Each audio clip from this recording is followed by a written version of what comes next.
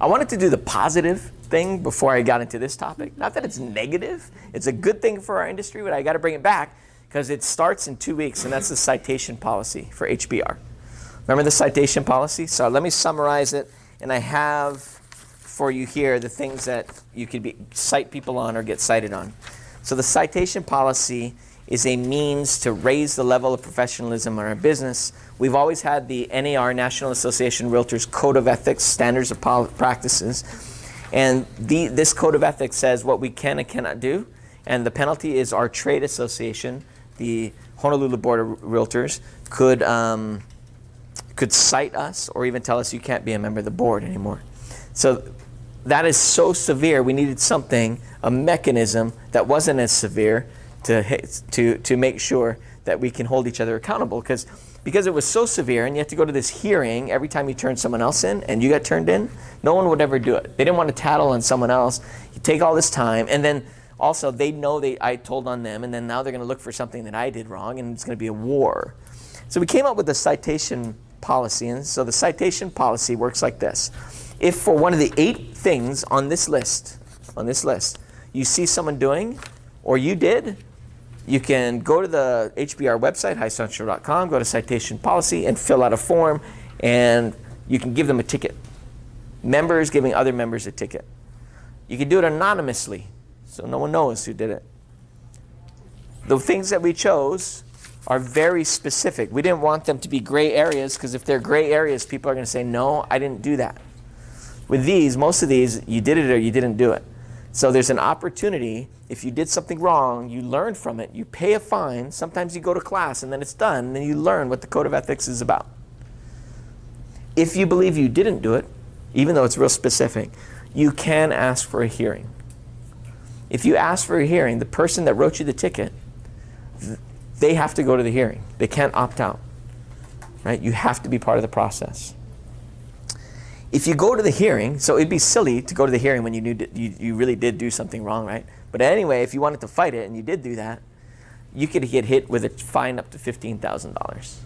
So people should think twice before they challenge it if they really did do it. All right? Or the final fine would be kicked out of HBR.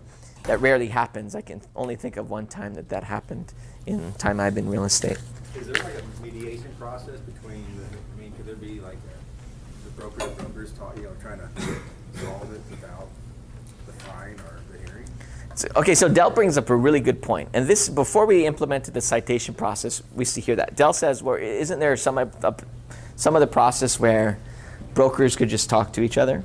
And that one happens a lot of times. I'll call another broker and I'll say, hey, this happened. Can you just tell them they should stop that? They really shouldn't do that.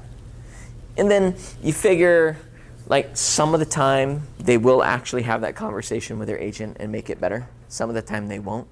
So it gets somewhat watered down. And then sometimes the person that you're dealing with and saying, hey, you did something wrong, is the owner broker themselves. And then it's hard to do that one too. So this mechanism is to add to that. There's still going to be times where you just call and pick up the phone. I'll call the other broker and say, hey, this is what we observed. Tell me what's going on. And I don't think that's right because of this. And it comes to light, and then they fix it.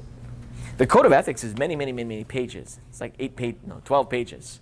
So if the Code of Ethics is 12 pages, it's hard, and you only got trained on it once every 4 years, and during your orientation, people don't remember all the details. That's why we need to do this. Our reputation sucks. Not our company, not you, our real estate industry, our reputation sucks. There's no way around it. Why? Because first it starts with, we make money on commission. We only make money if someone closes a deal, right? So automatically, we hear the comment all the time, or they're thinking, well, you just want to sell me something so you can make a commission, right? That happened. They're thinking that a lot. So that's part one. Part two is, the reality is, sometimes when we're desperate for a sale, we need to get it closed, we don't always act in the best interest of our client. There's a lot of times during the transaction where we should bring up, hey, you have the opportunity to cancel if you want and go buy something else. You can cancel and get your money back. But we tend not to say that because we're afraid they're going to cancel. Why? Because we don't want them to cancel. Why? Because we have commission at the end. So because of that, our reputation sucks. It's bad. if our reputation is bad, people don't want us, they don't want to pay us. They don't want to talk to us at open house.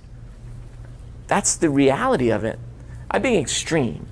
I'll tell you though, if they can use a computer instead of us and it gets worse, they're going to use a computer. They're not going to have those same questions that they of a computer. So we need to do things like this that'll improve our industry. My fear is no one uses this. It's a waste of energy of us implementing this, and we never get better. Yes, Fran? So if you're giving a ticket for somebody not like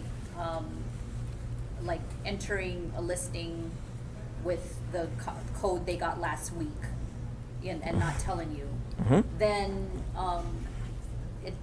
it's not anonymous anymore because you're saying you entered, so-and-so address with the code you got last week or something. Or with, maybe it was with a Sentry Lock, but our instructions said to call us. So Fran's saying, even though it's anonymous, they're going to figure out who it is on some of these. Right, on some of these, it's like, well, you went into my listing without authorization. Well, I know it's you because it's your listing. Right. Certainly. So what's the fear? What's wrong with that? The fear is, Not really anonymous. the fear is if it's not anonymous, people are going to get mad at me. Oh, is that really the fear? People get mad at us all the time. That may be the fear. The other fear they're going to retaliate. Well, how can they retaliate if you're doing everything right? How can they retaliate if you're doing everything right? That's what raises the level of our industry. That's what we need. Manoj. What's the consequences last fight? Let's say for some people, say false advertising, right? You get so much more business versus paying the fine. Is there something past the fine? So Manoj brought up a really great point. He's saying, what are the consequences and the level of consequences, especially if we have repeat offenders? If it's for the 8 things on citation, only 2. You can do it twice and that's it. Then you got to go to the hearing, right? You got to go to the hearing. What you're talking about, you said something about misrepresentation in advertising, all right? That's not on there. Something close is on there, but not that exactly. So let's say someone is saying that they will give you a free car, brand new, if you use them to buy a property. And then at the very bottom, there's all these stipulations in 4-point font that disqualifies just about anyone, right?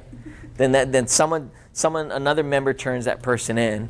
That would not be on the citation list. They go straight to hearing. It would go to the PSAC committee. They would make sure that that they violated under your claim. They violated that code of ethics, and then they would have a hearing. And the PSAC panel, I think there's 3 of them on the panel, would hear both sides. And let's say they found him guilty. They found him guilty, they can give him a fine from $500 to $15,000. Okay? If there's multiple, and this has rarely happened, where someone violated the same article twice. If that ever happened, they actually publicize it to the membership. They actually now that's kind of scary. Because otherwise, the citations and the complaints for the board, not the state, but for the board, are kept confidential. No one ever knows. And what they could do is the PSAC committee could say, you didn't learn, you're out, you're no longer a member of the National Association of Realtors, the Hawaii Association of Realtors, the Board of Realtors. Remember, all the forms that you use on ZIP forms are either HAR, Hawaii Association of Realtors, or Coldwell Banker. So then you have no access to any of the forms anymore. It's hard to practice real estate, right, if you have no access to the forms. So you lose all of that. So there are consequences. The thing is, no one turns anyone else in. No one turns people in. So this is a step in the right direction. From September 1st to December 31st, that's a great time to turn everybody in. And remember, we have over 500 agents. They can name me principal broker in every single one of the tickets that they did. They could if they wanted to. I'm willing to say, let's get out there, even if people retaliate, to raise the level of our business anytime. However, between September 1st and December 31st, the fees are waived. So that means you get told you did something wrong and you get to learn from it. Some of them you have to go to a class. And then you don't do it again. And if you do it again, then that's a problem. That's a problem. Next week, I'll go over the individual, each one, the 8. I just wanted to remind you it's coming soon. All right. Can we have like a written rule for all co-will agents to just send you an email first before? You know, it's like we don't want to create bad blood within office that. I have a meeting today. I'll bring that up. Yeah. I don't think there is a rule right now. However, most times they don't go to the board. They come to us. Well, they tattletale to us. Yeah. That's what usually happens. They don't go outside of the brokerage firm first because they see us as one family. I'm going to bring up citation at the manager meeting today, and I'll bring that up as a discussion.